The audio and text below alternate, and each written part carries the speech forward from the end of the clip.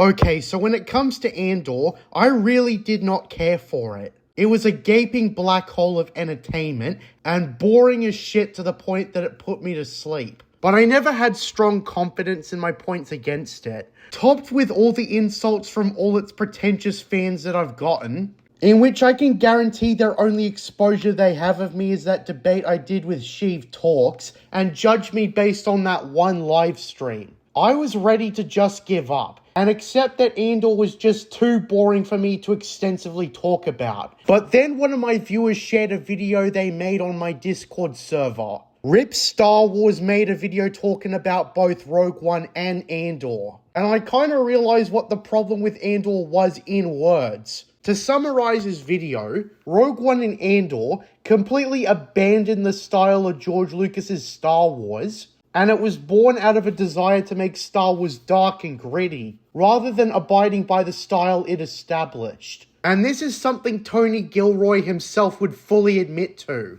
The idea was to change Star Wars instead of faithfully adapting the source material. And it's out of a desire to make Star Wars for adults, which we all know is not Star Wars at all. This isn't a case of them simply trying something new. It was intended to change the aesthetic of Star Wars. When we look at Star Wars stories that don't focus on Force users, probably the most prominent example being Republic Commando, I think the difference between Republic Commando and Andor is that Republic Commando is not made out of spite for the way Star Wars simply is, with its heavy inspiration from Flash Gordon and the like. Andor, on the other hand, I feel was made to change the established identity and style of Star Wars. This would explain why the hardened fans of Andor want the original trilogy to be remade, so it would better fit the aesthetic of dark and gritty and renegade, and so on. But in my opinion, it comes off as people wanting Star Wars to be one thing, even if it ignores how Star Wars is traditionally done. Which again, is more like Flash Gordon than anything else, with romanticized dialogue akin to Shakespeare and such. This is why Andor is such a bad influence on the franchise, because people saw it and want Andor to be the start of a fundamental shift in style and identity. And in an age where Disney wants to twist and turn Star Wars into a hideous abomination, unrecognizable from its original self, I have to oppose that. Other Disney Star Wars products already did this. Take The Force Awakens, for example, and how it shifted the dialogue to be really snappy and reactive, abandoning how Star Wars traditionally does its dialogue. And it was obviously done because people complained how everyone in the prequels didn't talk like a real person. Of course, not understanding what George Lucas was doing when writing the dialogue, and it's a cheap criticism if anything. So with this realization, I am against Andor for what it's trying to do.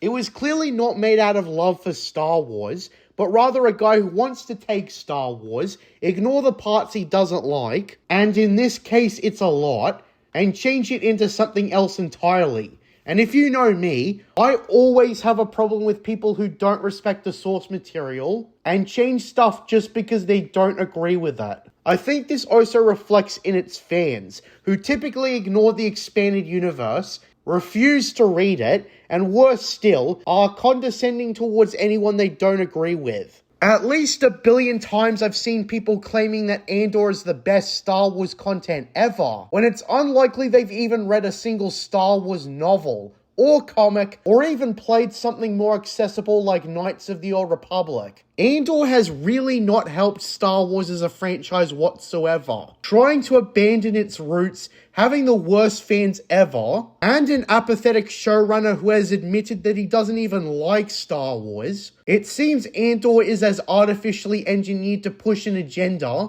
as much as any other Disney Plus Star Wars show.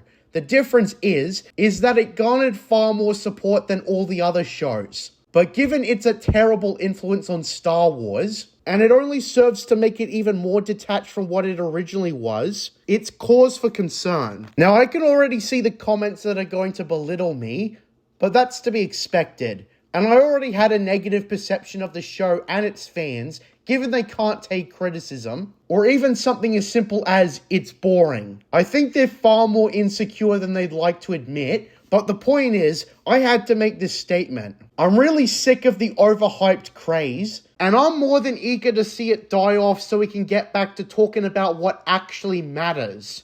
The series is a bad influence, spawning the worst, most arrogant, entitled fans ever, and it would have been preferable if the thing just never existed, but then again, Disney should have never acquired Lucasfilm to begin with.